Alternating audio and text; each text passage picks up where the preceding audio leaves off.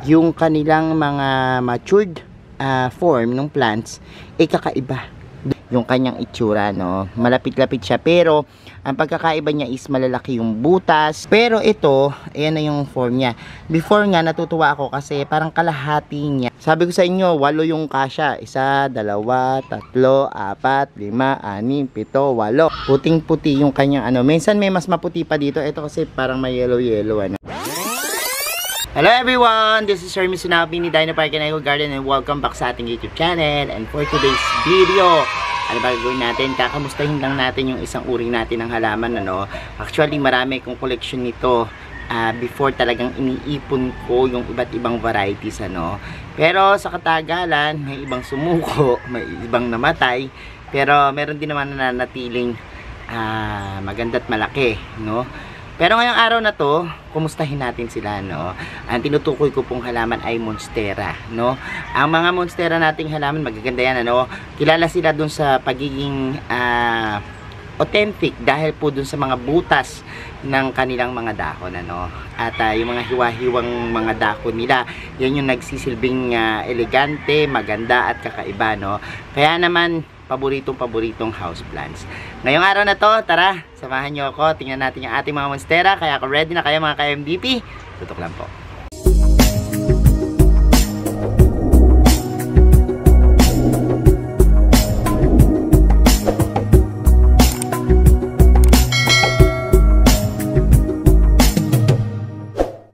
And we're back mga ka-MVP. Isa siguro ang monstera sa mga halamang kilalang kilala, no? At talagang kinagigiliwan sa ating bahay. Kaya naman ako, naloko-loko rin ako dyan. Nagkaroon ako ng monstera corner, ano? Pero eventually, dahil yung ating lugar talagang nasa ilalim ng puno, tapos masyadong yumabong yung mga sanga ng puno, may ilan po na hindi nakasurvive. At tinanggal ko na rin dyan yung ating monstera corner. Pero hiniwalay-hiwalay ko sila. At ngayon, check natin, ano, ikutin natin yung ating garden. Pakita ko sa inyo kung ano naman mga itsura nila. Tapos baka familiar kayo doon sa mga iba, kasi meron akong hindi alam na ID. Tulungan nyo na rin ako, no?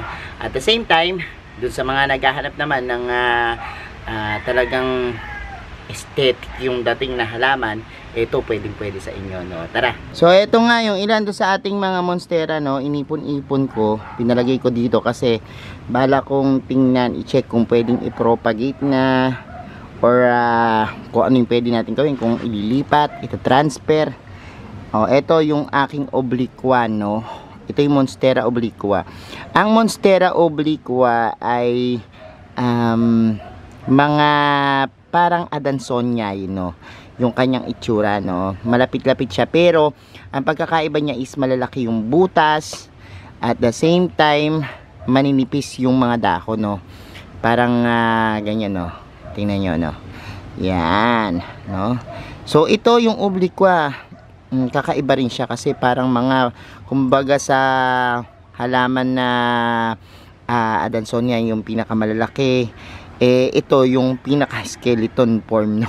Kasi nga dahil ang liliit ng pinaka hiwa, mas malaki yung butas, kaya lumiliit yung mga yan, pinaka dahon, ano? So ito, ganun din naman pag-aalaga dyan sa mga monstera, no? Katulad din ng pag-aalaga sa Adansoniae, no? Kailangan may kakapitan, pwedeng gamitan ng pole, pwedeng gamitan ng iba't ibang mga medium, ano? Tulad ng mga coco peat, coco husk, yan, moss, yung pwedeng ilagay yan. Basta may kakapitan sila, no? Importante yan para mas mapalaki nyo yung dahon. Pero somehow, kung gusto nyo naman na mapadami sila, mag-cut kayo, no? Kasi pag nag-cut kayo, yan, susuplingan niya ng panibagong dahon. Katulad nitong nangyari dito sa ating monstera obliqua na kinat ko. And ayan, no, kita nyo, meron ng sumupang. So eto naman, ito yung aking monstera deliciosa na recently pumangit nung nagtag-init. Buti ngayon nakaka-recover na siya at meron na siyang mga panibagong dahon, ano. Ayan, makikita nyo na talagang yan, nakaka-recover at meron ng pa-unpearl na dahon, ano. Ayan. Ang monstera deliciosa, hugis puso naman yung itsura niya, no?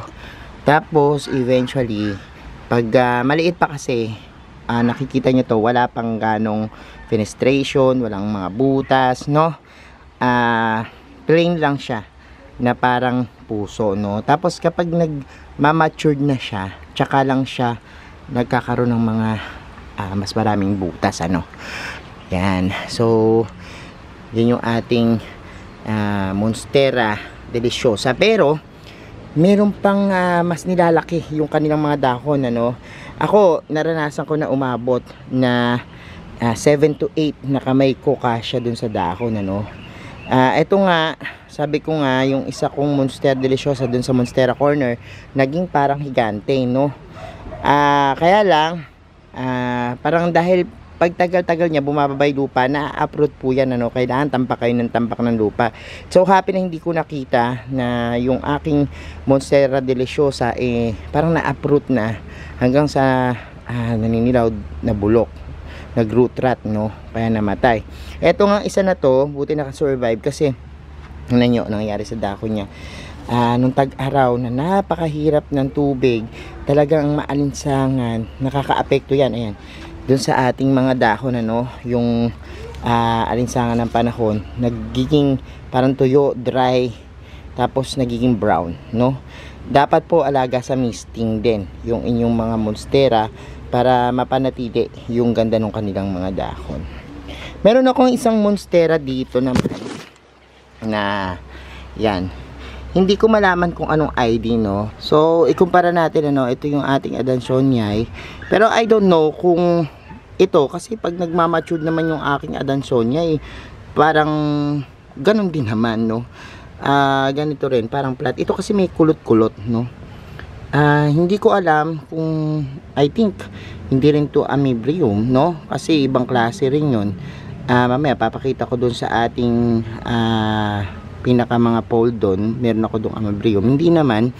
So ito, iniisip ko anong kayang klase to, no? Pero I think parang matured form to, no, na hindi ko alam kung anong monstera, dahil minsan po yung kanilang mga matured form ng plants kakaiba dun sa mga maliliit na halaman o baby pa lang, ano.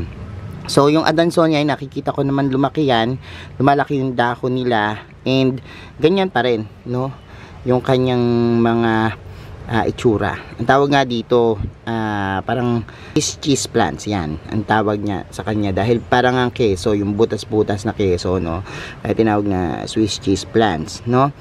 And ito, yung isa na to, kung alam niyo yung ID, paki-comment po dyan, ano, sa ating baba, sa ating comment box, no, kung alam niyo po yung ID nitong ating monstera na to, no, kasi hindi rin ako sure, ano, kasi nga sabi ko sa inyo, yung baby katulad ng aking dubya, ito na yung dubya ko, hindi ko na napakapit, ano, at ang bagal, slow grower tong dubya ko na ito, pero hindi ko pa siya napapakapit.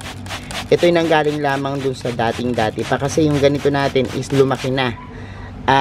Actually, sad to say, ang natitira na lang dun yung pinaka stem, ano, kasi nga nung tag-araw talagang medyo ang mga houseplants natin, ang daming mga tinamaan ng init, ano. So ito yung maliit nating dubya, pakita ko naman sa inyo yung malaki. Nakapag-survive naman ako ng mga yung mother o yung matured form ng dubya natin, pakita ko sa inyo. Actually, buhay pa naman po yung kanyang stem, ano. Diyan po nanggaling yung dubya ko, nawala na yung mga maliliit na dahon, ano. Pero meron ako ditong Monstera dubia na natira pa. Yan, pinaka gumapa yun sa taas, pero sad to say, nakikita ko po yung pinakataas na yun, no, parang bulok na, no, or tuyot na. So hindi na yan tutubuan. Probably ikakat natin siya dito sa pinaka gitna, kasi sayang naman, pero may tumutubo, ayan, no. Nakita ko may tumutubo naman na parang dahon. I think para ma-encourage yung kanyang pagtubo is ikat yung pinaka nasa taas. So isang araw ikakat ko yan doon sa may pinaka tuyo na, para itong pinaka fresh pa na sanga yan, tubuan ng dahon, ano. And kapag dito sa baba tumutubo yung monstera dubia, ang na-form niyan is yung kaninang pinakita ko sa inyo, no, yung maliliit na dahon. Pero kapag lumaki po yan, makikita nyo na iba yun na yung itsura ng mother plant. Tara, puntahan natin yung mother plant ng ating monstera dubia. So ayan, hanapin na muna natin dito yung ating monstera dubia kasi nandito yun. Ayan, ito. This one is yung ating matured form na monstera dubia, no? O, kung makita nyo yan, ganyan po yung itsura niyan, ano. Kakaiba rin doon sa mga unang pinakita natin. Parang yung kanyang laki, parang sa monstera deliciosa, pero yung kanyang form ay parang katulad po nung sa Adansonia, no? Pero ito, ayan na yung form niya. Before nga, natutuwa ako kasi parang kalahati niya is ibang dahon. Yung kalahati, mas maraming mga butas, no? Yung minsan, yung kalahati po nito kapag nagmamatured buo, no? Pakita ko sa inyo yung pinagmulan nito. Actually, hindi na siya isang leaf na lang siya, pero may tumubo sa kanya, no? So ano yung tumubo? Yung tumubo sa kanya galing po dun sa pinaka matured na plants, iba na rin, ano? Hindi na po katulad sa dubia na parang yung pinakita ko sa inyong maliliit at dikit-dikit, no, na bilog. Ito naman po, ganyan yung sinasabi ko, yung kalahati buo, yung kalahati mayroong mga butas. So ayan din po, na-develop niyan.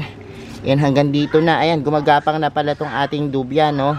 So hanggang dito rin po, hanggang dun, hanggang dyan, and hanggang dito yung ating dubia. Ito mga walang mga penetration, no? Walang mga penetration yung ating mga dubia dito, no? So ayan po, wala siyang mga hiwa-hiwa at wala siyang butas. So eto na nga po yung ating monstera na Thai constellation naman. Siya ay malaking monstera deliciosa na talaga namang may kakaiba, no? Si Jesus po tawa ng tawa, o ayun, no? Maraming yung bata. Jesus, tara dito, dali, magbablog tayo. Lagi natin, kanina pa ito tumatawa, akala niya kinakausap ko siya. Ayan, sabi mo magbablog tayo, ha? Okay, yan, magbablog kami ni Wes. Ito naman po yung monstera Thai constellations. Ano ba pinagkaiba niya? Actually, kamukha po siya ng monstera deliciosa. Tuwan-tuwa si Wes. Kaya lang po, ang pagkakaiba nila sa kanilang dahon, ito po may mga puti-puti, ano. Yung iba po niyan, hindi puti-puting, ano, may tayo po kasi ng ibon.